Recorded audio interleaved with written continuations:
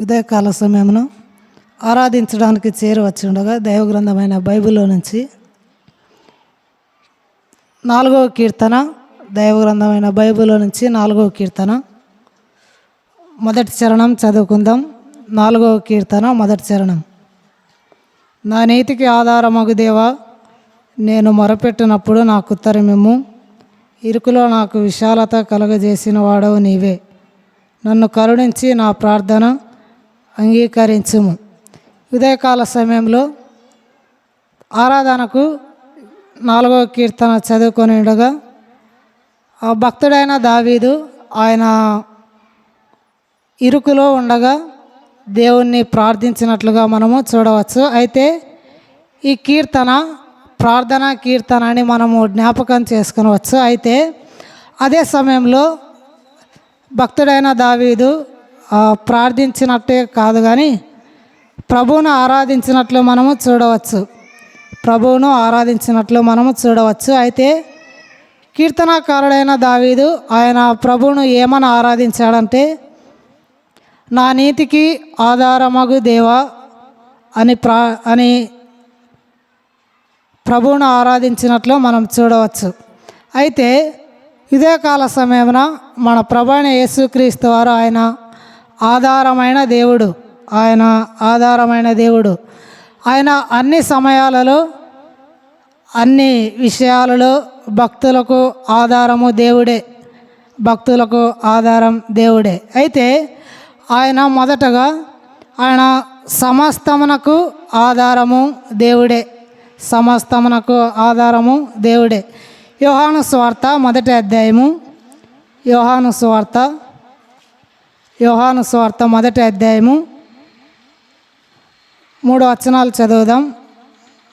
మొదటి 2-3 వచనాలు. ఆది అందు వాక్యం ఉండెను, వాక్యము దేవుని యొద్ద ఉండెను, వాక్యము దేవుడై ఉండెను. ఆయన ఆది అందు దేవుని యొద్ద ఉండెను, సమస్తమును ఆయన మూలముగా కలిగెను. కలిగి ఉన్నదేదియో ఆయన లేకుండా కలగలేదు. ఆయనలో జీవముండెను, ఆ జీవము మనుషులకు వెలుగైండెను. అయితే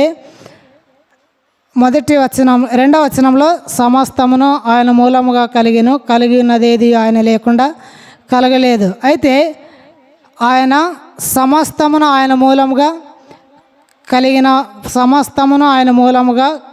కలిగినట్లు మనం చూడగలం. కలిగి ఉన్నదేదియు ఆయన లేకుండా కలగలేదని మనము చూడవచ్చు.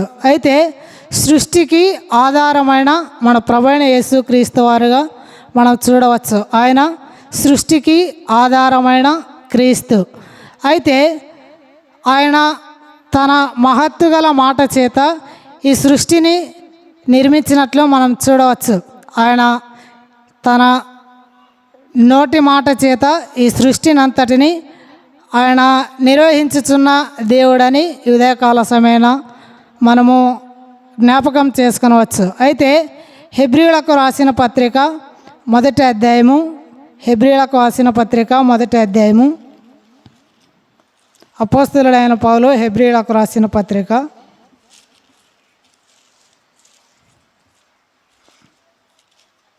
1వ అధ్యాయము 3-4-5 వచనాలు చదువుదాం. 3-4 వచనాలు. ఆయన దేవుని మహిమ యొక్క తేజస్సును, ఆయన తత్వం యొక్క మూర్తిమంతమునయండి తన మహత్తు గల మాట చేత సమస్తమును నిర్వహించుచు. ఆయన తన మహత్తు గల మాట చేత సమస్తమును నిర్వహించుచు. ఆయన సమస్తమును నిర్వహించే సృష్టికర్తగా మనం జ్ఞాపకం చేసుకొనవచ్చు. అయితే ఆయన ఈ సృష్టిని నిర్వహిస్తున్నప్పుడు ఆయన పక్షులకు ఆహారమునిచ్చినవాడు, తర్వాత జంతువులకు ఆహారమునిచ్చినవాడు, తర్వాత మనుషులకు కూడా ఆయన పోషించేవాడుగా మనం జ్ఞాపకం చేసుకొనవచ్చు. అయితే కీర్తన 145వ కీర్తన 15-16 వచనాలు చదువు. 145వ కీర్తన 15-16 చరణాలు. సర్వజీవుల కన్నులు నీ వైపు చూచుచున్నవి, తగిన కాలమందు నీవు వారికి ఆహారం ఇచ్చుచున్నావు. నీవు నీ గుప్పిలను విప్పి ప్రతి జీవి యొక్క కోరికను తృప్తిపరచుచున్నావు. అయితే మన ప్రభు అయిన యేసుక్రీస్తు ఆయన సమస్త జీవులకు, తర్వాత ఆయన సృజించిన వాటినన్నిటికీ ఆయన నిర్వహించుచున్న దేవుడని మనము జ్ఞాపకం చేసుకొనవచ్చు.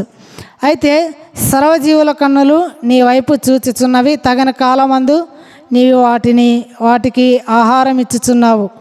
నీవు నీ గుప్పెలను విప్పి ప్రతి జీవి కోరికను తృప్తిపరచుచున్నావు. అయితే ఆయన సమస్తములో ఉన్న వాటన్నిటికీ ఆయన తగిన వాడుగా మనం జ్ఞాపకం చేసుకొనవచ్చు. ఆయన ఈ సృష్టిని నిర్మించినప్పుడు సృష్టిలో ఉన్న ప్రతి ఒక్క జీవిని ఆయన పోషించేవాడుగా మనం జ్ఞాపకం చేసుకొనవచ్చు. ఆయన సమస్తానికి ఆధారము అయ్యున్న దేవుడు. ఆయన మానవునికి దేవుడు ఒక్కడే కాదు, ఆయన సమస్త మానవాళికి దేవుడైనట్లు మనము చూడవచ్చు. అందుకే ఆయన సమస్తమునకు ఆధారమైన దేవుడు. అయితే మానవుడు ఎలాంటి వాడంటే మానవుడు ఆధారము లేని మానవుడు. ఆదికాండము 3వ అధ్యాయము ఆదికాండము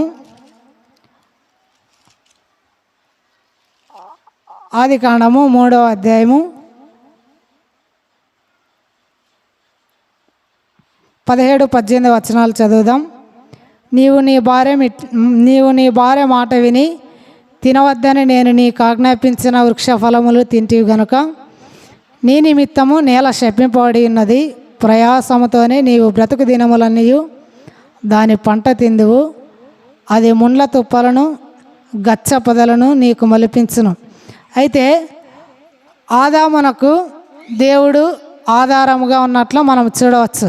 అయితే ఆదాము యొక్క ఆనందానికి, ఆదాము యొక్క ఆహారానికి, ఆదాము యొక్క ఆవాసానికి, ఆదాము యొక్క ఆరోగ్యానికి, ఆదాము యొక్క ఆయుష్కు, ఆదాము యొక్క ఆత్మీయతకు అన్నిటికీ ఆధారము దేవుడే అని మనము చూడవచ్చు. అయితే ఎప్పుడైతే ఆదాము ఆజ్ఞను అతిక్రమించి పాపం చేశాడో దేవునికి దూరమైనట్లు మనం చూడవచ్చు.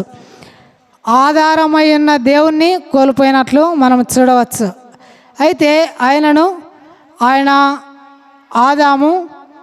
ఆదాముకి ఇచ్చిన ఆజ్ఞ, నువ్వు ఈ వృక్ష ఫలములలో దేనినైనాను తినవచ్చును, కానీ మంచి చెడ్డలు తెలియనిచ్చే వృక్ష ఫలమును తినకూడదని ఆజ్ఞ ఇచ్చి ఉండగా ఆజ్ఞని మీరి ఆదాము అవ్వలు ఆ పండుని తిని దేవుడిని ఆధారమును కోల్పోయినట్లు మనము చూడవచ్చు. అయితే మానవుడు ఎలాంటి వాడంటే మానవుడు ఆధారము లేని మానవుడు. అయితే ఎప్పుడైతే ఆదాము పాపం చేశాడో ఆదాములో నుంచి వచ్చిన సంతానం ఆత్మీయులమైన మనం అపవాదికి అప్పగించుకున్న వారముగా మనం చూడవచ్చు. ఆదాము ఎప్పుడైతే పాపం చేసి అపవాదికి తను తాను అప్పగించుకున్నాడో దేవుణ్ణి కోల్పోయినట్లు మనం చూడవచ్చు. దేవుని దేవుడిచ్చిన ఆధారాన్ని కోల్పోయినట్లు మనము చూడవచ్చు. అయితే దేవుడిచ్చిన ఆధారాన్ని కోల్పోయిన ఆదాముగా మనము చూడవచ్చు. అయితే లూకాసు వార్త 7వ అధ్యాయము 12వ వచనంలో లూకాసు వార్త 7వ అధ్యాయం 12వ వచనంలో నాయీను అనే విధవరాలు ఆమె తన భర్త ఆధారంగా చేసుకొని ఉన్నది. ఆమెకు తన భర్త ఆధారం చేసుకొని ఉండగా ఆమె భర్త చనిపోగా ఆమె ఆధారి కోల్పోయినట్లు మనం చూడవచ్చు. నాయీను విధవరాలు తన భర్తను కోల్పోయి తనకున్న ఆధారాన్ని కోల్పోయినట్లు మనం చూడవచ్చు. ఆమెకున్న ఆధారం ఏమిటంటే ఆమె భర్త, తర్వాత ఆమెకున్న ఆధారం తన కుమారుడు. అయితే తన కుమారుడు కూడా చనిపోయినట్లు మనము లూకాసు వార్తలో చూడవచ్చు. లూకాసు వార్త 7వ అధ్యాయము 2వ వచనం. ఆయన ఆ ఊరి గవిని యుద్ధకు వచ్చినప్పుడు చనిపోయిన ఒకడు వెలపలికి మోసుకొని పోవచ్చుండెను. అతని తల్లికి అతడొక్కడే కుమారుడు, ఆమె విధవరాలు. ఆ ఊరి జనులు అనేకులు ఆమెతో కూడా ఉండిరి అని మనం చూడవచ్చు. అయితే ఆమెకు ఆధారం ఎవరంటే తన భర్త, తర్వాత ఆమెకు ఆధారం తన కుమారుడు. అటువంటి కుమారుడు చనిపోయినట్లు మనం చూడవచ్చు. అయితే ఆమె తన కుమారుడు చనిపోయినందుకు, తన భర్త చనిపోయినందుకు ఆమె ఆధారపడిన కుమారుణ్ణి, ఆమె ఆధారపడిన భర్తను కోల్పోయినట్లు మనం చూడవచ్చు. అయితే ఆదాము ఎలాగైతే పాపను అతిక్రమించి తర్వాత అపవాది చేతికి అప్పగించుకొని దేవుడిచ్చిన ఆధారాన్ని కోల్పోయాడో, తర్వాత ఈ నాయీని విధవరాలు ఎలాగైతే తన భర్తను, తన కుమారుణ్ణి, తనకు ఎవరైతే ఆధారం అనుకున్నదో వారు ఆధారాన్ని కోల్పోయినప్పుడు ఆమె ఆధారాన్ని కోల్పోయినట్లు మనం చూడవచ్చు. అయితే మనం కూడా సర్వమానవాళి, నేడు సర్వమానవాళి అపవాది చేతికి అప్పగించుకోగా మనము అన్నీ కోల్పోయి దేవునికి దూరమై అగ్నిగుండానికి పాత్రలమై ఉన్నవారము, అగ్నిగుండానికి వారసులుగా ఉన్నవారం, అగ్నిగుండానికి మనము వెళ్ళవలసినటువంటి వారం. ఎప్పుడైతే ఆదాము పాపం చేశాడో, ఎప్పుడైతే ఆదాము దేవుని ఆధారాన్ని కోల్పోయాడో, ఆదాము చేసిన పాపాన్ని బట్టి నేడు సర్వమానవాళి కూడా ఆధారమై ఉన్న దేవుణ్ణి మరిచిపోయి నిత్యాగ్నిగుండానికి లేదా అపవాదికి మనము దాసులమై ఉన్నట్లు మనము చూడవచ్చు. అయితే ఇదే కాల సమయంలో అటువంటి ఆధారాన్ని కోల్పోయిన మానవుని పట్ల మన ప్రభు అయిన యేసుక్రీస్తు వారు ఆయన చేసిన గొప్ప కార్యం ఏమిటంటే, ఆయన పరలోకంలో ఉండగా ఆయన ఈ భూలోకానికి ఆయన తన్ను తాను మానవ రూపిగా వచ్చినట్లు మనము జ్ఞాపకం చేసుకునవచ్చు.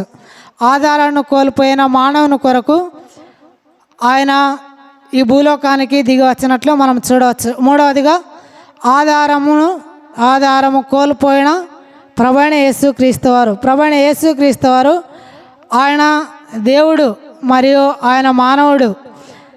దేవుడు తండ్రితో సమానముగా ఉన్నవాడు, కానీ మానవుడుగా తండ్రి పైన ఆయన ఆధారపడినవాడు. ఆయన మానవుడిగా తండ్రి పైన ఎప్పుడు ఆధారపడ్డాడంటే, సర్వమానవాళి పాపం చేసి ఉండగా ప్రభు అయిన యేసుక్రీస్తు వారు ఆయన పరలోకాన్ని విడిచి ఈ భూలోకానికి శిలువలో మరణించడానికి ఆయన మానవుడిగా దిగి వచ్చి ఉండగా, ఆ కలువరి శిలువలో మన పాపము నిమిత్తమై, మన అపరాధముల నిమిత్తమై ఆయన కలువరి శిలువలో భూమికి ఆకాశానికి మధ్య వేలాడబడి ఉండగా తండ్రితో సమానముగా ఉన్న ఆ ప్రభు అయిన యేసుక్రీస్తు వారు ఆయన కలువరి శిలువలో ఉండగా ఆయన ఆధారాన్ని కోల్పోయినట్లు మనం చూడవచ్చు. తండ్రి యొక్క ఆధారాన్ని కోల్పోయినట్లు మనం చూడవచ్చు. తండ్రితో సమానముగా ఉన్నవాడే, కానీ ఆయన మన పాపములను బట్టి, మన అపరాధములను బట్టి కలువరి శిలువలో ఆయన నా పాపము కొరకై ఆయన కలువరి శిలువలో 3 మ్రేకుల మధ్య వేలాడబడి ఉన్నప్పుడు ఆయన తండ్రి యొక్క ఆధారాన్ని కోల్పోయినట్లు మనం చూడవచ్చు. తండ్రి యొక్క ఆధారాన్ని కోల్పోయినట్లు చూడవచ్చు. తండ్రి పైన ఆధారపడిన వాడు ఎప్పుడైతే కలువరి శిలువకు దిగిరాగా తండ్రి యొక్క ఆధారాన్ని కోల్పోయినట్లు మనం చూడవచ్చు. అయితే కీర్తనల గ్రంథము 22వ కీర్తన 10వ వచనం, 22వ కీర్తన 10వ చరణం, 22వ కీర్తన 10వ చరణం. గర్భవాసినైనా మొదలుకొని నాకు ఆధారము నీవే. అయితే యెషయా భక్తుడు, ఇది దావీదు రాసిన కీర్తనే కావచ్చు, కానీ యెషయా ఆయన ప్రవచించినట్లుగా ఆ ప్రవచనం నెరవేరినట్లు మనం చూడవచ్చు. గర్భవాసిగా ఉండిన మొదలుకొని నాకు ఆధారము నీవే. మన ప్రభు అయిన యేసుక్రీస్తు వారికి ఆధారం ఎవరంటే తండ్రి అయిన దేవుడు.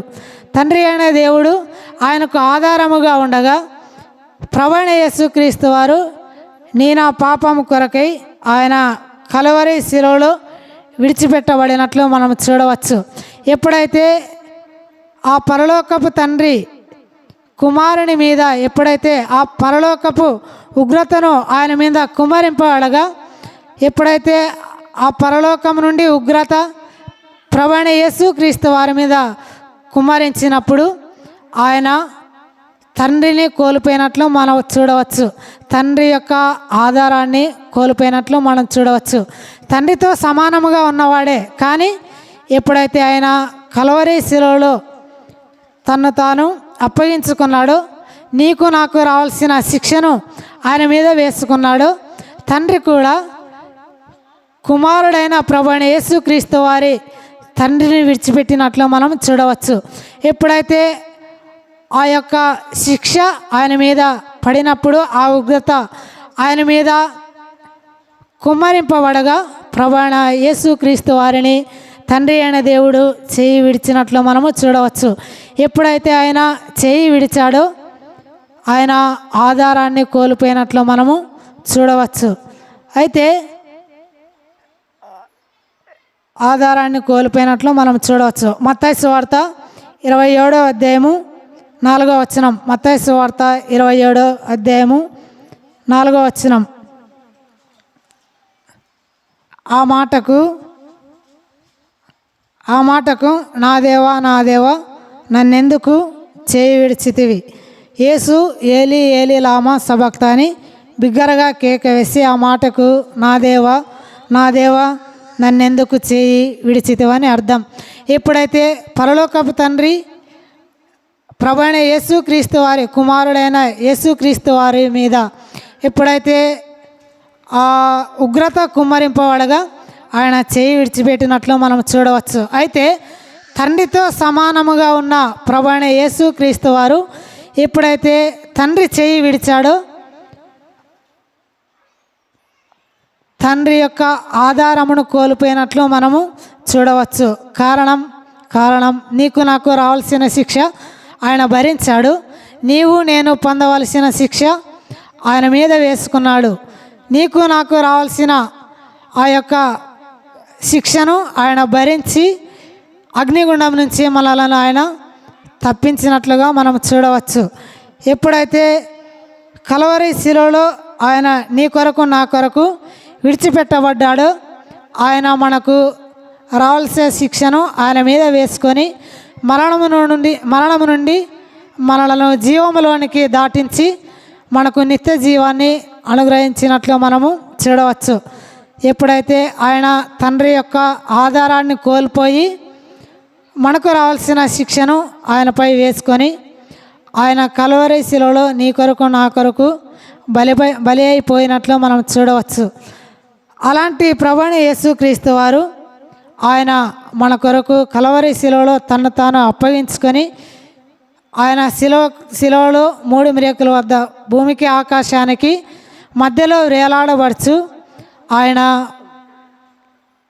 నిన్ను నన్ను ఆ నిత్య రాజ్యానికి పరలోక రాజ్యానికి ఆయన వారసులనుగా చేయడానికై ఆయన తండ్రి అయిన ప్రభువైన యేసుక్రీస్తు వారి యొక్క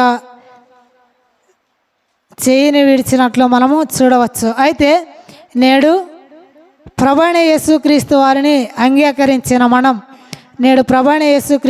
అంగీకరించిన మనం ఆయన పొందిన దెబ్బల వలన ఆయన పొందిన శిక్ష వలన నీకు నాకు ఆయన పరలోకాన్ని అనుగ్రహించినట్లుగా మనం చూడవచ్చు.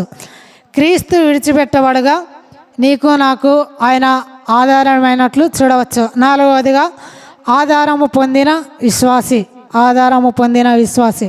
ఎప్పుడైతే యేసుక్రీస్తు ప్రభువారు ఆయన కలువరి శిలువలో మరణించి 3వ దినమున తిరిగి మృత్యుంజయుడై తిరిగి లేచి పరలోకానికి ఆరోహణమై ఆయన తండ్రి కుడిపార్శ్వమున కూర్చుండి మనకు ఆయన నిత్య జీవాన్ని అనుగ్రహించాడో, నీవు నేను యేసుక్రీస్తు ప్రభువును మరలా అంగీకరించగా మనకు ఆయన ఆధారమైనట్లు మనం చూడవచ్చు, మనకు ఆధారమైనట్లు చూడవచ్చు. కీర్తన గ్రంథము 62వ కీర్తన 7వ చరణం, 62వ కీర్తన 7వ చరణంలో చూడవచ్చు. నా రక్షణకు నా మహిమకు ఆధారము నీవే. మన మహిమకు ఆధారం మన ప్రభువైన యేసుక్రీస్తు వారు. మన రక్షణకు ఆధారం మన ప్రభువైన యేసుక్రీస్తు వారు. రక్షణ కోల్పోయిన మనకు తిరిగి రక్షణను కోల్పోయిన మనకు తిరిగి రక్షణను అనుగ్రహించాడు. మహిమను కోల్పోయిన మనకు తిరిగి తన మహిమను అనుగ్రహించిన మన ప్రభువైన యేసుక్రీస్తు వారు. అయితే ఆయన మనకు ఆశ్రయమైన దేవుడు, ఆయనే మన బలమైన దుర్గము అని మనం జ్ఞాపకం చేసుకునవచ్చు. ఆయనే మన ఆశ్రయమైన దేవుడు. అయితే మన ప్రభువైన యేసుక్రీస్తు వారు ఆయన మన రక్షణకు ఆయనే ఆధారము, మన నీతికి ఆయనే ఆధారము, తర్వాత మన ప్రాణాధారము ఆయనే, మన క్షేమాధారము ఆయనే, మన జ్ఞానాధారము కూడా ఆయనే, తర్వాత మన జీవనాధారము ఆయనే, మన పోషణాధారము ఆయనే, మన కృపాధారము ఆయనే, మన క్షేమాధారము ఆయనే, మన కృపాధారము ఆయనే, మన నిరీక్షణ ఆధారము ఆయనే. అయితే సమస్తమునకు ఆధారము మన ప్రభువైన యేసుక్రీస్తు వారే. మన ప్రభువైన యేసుక్రీస్తు వారు ఆయన సమస్తమునకు ఆధారము అయ్యున్న దేవుడు. అయితే ఉదయకాల సమయాన ఆయన మొదటగా సమస్తమునకు ఆధారమైన దేవుడు, రెండవదిగా ఆధారము లేని మానవుడు, మూడవదిగా ఆధారము కోల్పోయిన మన ప్రభువైన యేసుక్రీస్తు వారు, నాలుగవదిగా ఆధారము పొందిన విశ్వాసి. అయితే ఉదయకాల సమయంలో ఏ ఆధారము లేని నీకు నాకు ఆయన ఆధారమై ఉండగా, మన ప్రభువైన యేసుక్రీస్తు వారు అన్నీ అనుగ్రహించిన ఆధారమై ఉన్న మన ప్రభువైన యేసుక్రీస్తు వారిని ఉదయకాల సమయంలో మన ఆత్మతోనూ సత్యముతోనూ ఆరాధించి ఆయన మహిమ పొందవలసిన వారణం. ఉదయకాల సమయంలో మన ప్రభువైన యేసుక్రీస్తు వారిని మన హృదయమారా ఆరాధించి ఆయనకు స్తుతులు సమర్పించవలసిన వారమై ఉంటున్నాం.